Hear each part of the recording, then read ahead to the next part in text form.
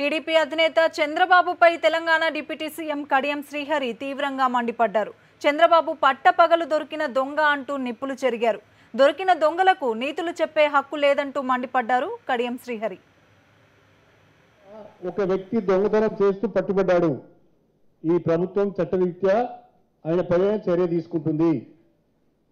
Section 8 అమలు చేయాలని గద్దోలు పెట్టే వాళ్లకు సెక్షన్ 8లో కరప్షన్ అండ్ క్రైమ్ అనే ఇష్యూ ఉందో లేదో చూసుకుంటే మంచిది.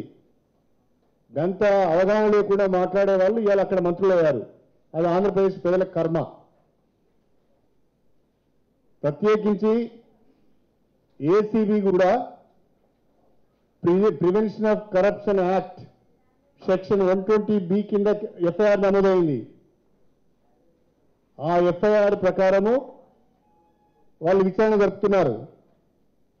ఆ విచారణ సందర్భంగా వెలుగులోకి వచ్చే అనేక అంశాలు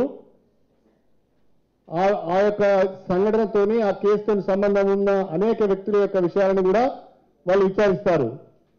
ఎప్పటికప్పుడు ఎవరికి నోటీసులు ఇవ్వాలి, ఎవరిని కేసులో పెట్టాలి, ఎవరికి మళ్ళీ ఎక్కడ సప్లిమెంటరీ ఎఫ్ఐఆర్లు వేయాలి, ఎక్కడ ఛార్జ్షీట్ ఫైల్ చేయాలనేది ఏసీబీ డిసైడ్ చేస్తుంది.